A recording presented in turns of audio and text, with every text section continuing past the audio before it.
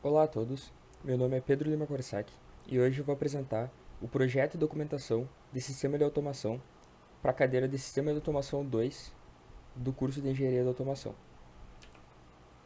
Bom, começando então pelo diagrama PI ou PNID, a gente tem que é um diagrama contendo os processos e os instrumentos que vão estar presentes na planta.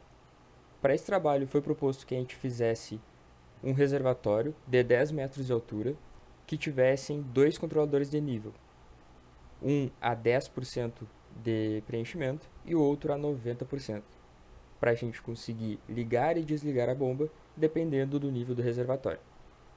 Para isso, foi usado duas chaves de nível, aqui tituladas de LS01A e LS01B, colocadas a 10 e 90% da altura do reservatório, para a gente conseguir fazer esse controle do nível de água dentro do reservatório. Bom, o funcionamento dessa chave de nível ela é basicamente uma boia que quando o nível da água ultrapassa o nível do sensor, essa boia é levantada e faz o acionamento do sinal elétrico que vai ser enviado para o nosso LR, que será o registrador de nível.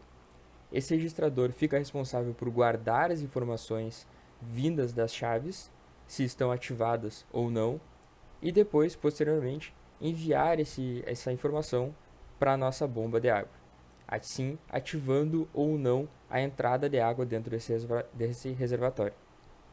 Para esse trabalho também foi dito que o consumo de água é variável, então não foi colocado aqui uma bomba de saída, por exemplo, visto que a gente tem um consumo totalmente variável.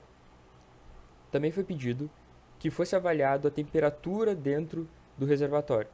Para isso, foi colocado um TT, ou seja, um transmissor de temperatura, que vai medir essa temperatura dentro do reservatório e enviar para um TI, que é um indicador de temperatura.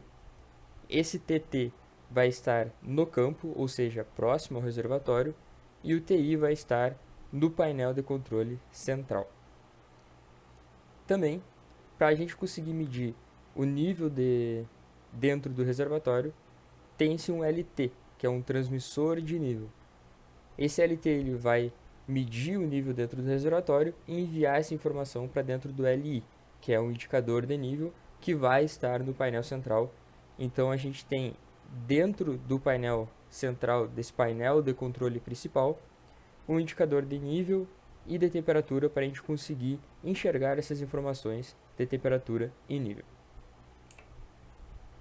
Bom, falando um pouco mais detalhado agora sobre o projeto, a gente tem o diagrama de malha, ou Loop Diagram.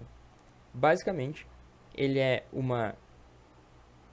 um pouquinho melhor do que o diagrama PNI, porque ele tem mais detalhes sobre a parte elétrica e a parte de ligações que existem dentro do sistema.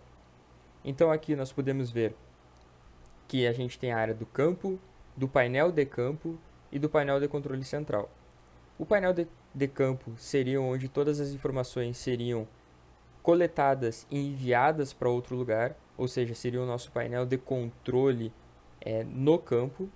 E o painel de controle central seriam os displays que mostrariam essa informação de temperatura e nível para todo mundo. Então, no campo, nós temos o reservatório, onde as ligações que eu mostrei anteriormente estão ali, TT, LT, LS 01 e 01B, e a nossa bomba.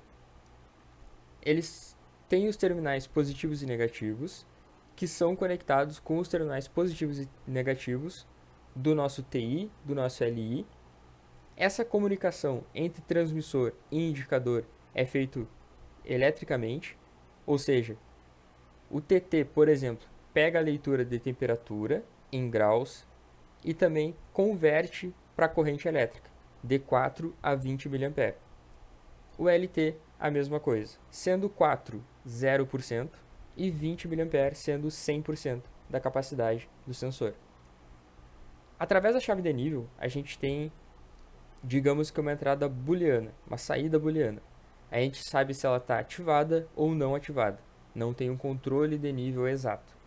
Então, essa informação passando para o registrador a gente vai mandar para um CLP, que é um controlador lógico programável, também utilizando comunicações elétricas, e desse CLP vai ser enviada a informação para a bomba se devemos ligar ou desligar as bombas. Também na tabela abaixo está a descrição dos aparelhos utilizados nesse trabalho. Então a gente tem os fabricantes, os modelos, os alcances de entrada e de saída e também as tags para identificação desses aparelhos. Agora passando para o controle lógico, a gente utiliza como entrada desse controle os level switches, que é o controle de nível, a chave de nível.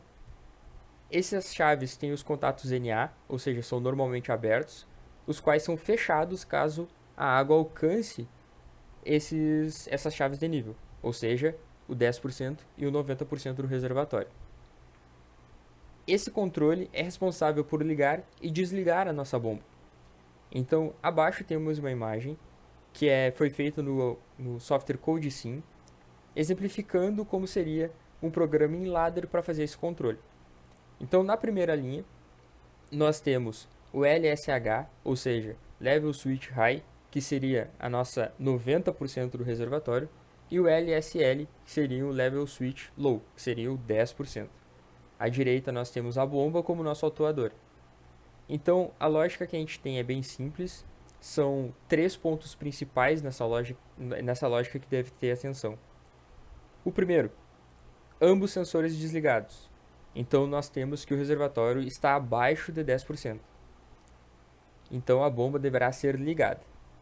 A partir do momento que a bomba foi ligada, a primeira chave de nível a ser normalmente virar e fechada vai ser o LSL, nosso nível de 10%.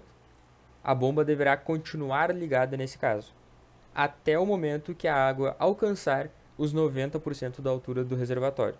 Com isso, com os dois sensores fechados, ou seja, com os contatos fechados, a gente terá o desligamento da bomba para evitar o transbordamento de água dentro desse reservatório.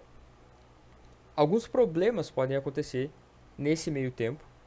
No código eu não estou tratando, mas mais à frente eu vou comentar sobre eles. Nós também temos o diagrama elétrico, que complementa o diagrama de malha e o diagrama PNI. Então a gente tem esse diagrama que deverá constar as informações de tensão e corrente de entrada e saída dos dispositivos presentes, além também de indicar quais são as potências do aparelho. Também constará o tipo de cabo e os tipos de conexões utilizados no processo de montagem da planta, e estarão presentes também componentes utilizados para conversão de tensão para evitar possíveis queimas dos aparelhos presentes. No nosso caso aqui, o atuador, que é a nossa bomba. Então, por exemplo, a chave de nível vai controlar o nosso atuador, que é a bomba. Se a saída da chave de nível e a entrada da bomba tiver potências diferentes, a gente acaba tendo problemas de queima de aparelho, mau funcionamento, que pode ocasionar numa parada, por exemplo, total da planta. Agora, citando algumas observações de segurança, nós temos várias, para ser exato, mas eu citei aqui 3 principais, que a primeira é, em caso de falta de energia, a gente não teria a possibilidade da leitura dos sensores e das chaves de nível. Então, ou a gente coloca uma bateria para a gente conseguir trabalhar por mais tempo mesmo sem energia, mas nesse mesmo caso, se a energia não voltar logo, a gente acaba a bateria e acaba tendo esse desligamento. Mas uma solução mais rápida, mais prática, seria o desligamento da bomba e o processo todo parado devido à necessidade de identificar o nível da água no reservatório estar impossibilitado. Isso afeta diretamente a produção, mas para evitar problemas maiores de transbordamento, de queima por causa desse transbordamento, curtos-circuitos, esse é o caso mais extremo que deve ser tomado.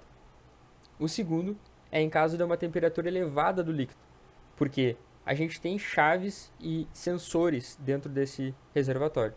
Eles têm uma temperatura máxima de trabalho suportada. Então, caso a temperatura do líquido esteja maior do que essa temperatura suportada, o processo deverá ser parado para avaliação dos dados e possíveis causas do acontecimento. Então, por motivos quaisquer, a gente pode ter esse problema e essa seria uma possível solução. A gente tem que parar todo o processo. E em caso da bomba estar ligada e nunca chegar no nível alto, pode ter dois problemas possíveis, que é a chave de nível estar danificada, não estar marcando corretamente, mas também pode indicar um possível vazamento no reservatório ou na própria ligação da bomba com o reservatório. Então, esses três problemas que eu julguei ser os principais, ao meu ver, que podem ser tratados com essas três soluções que eu trouxe aqui.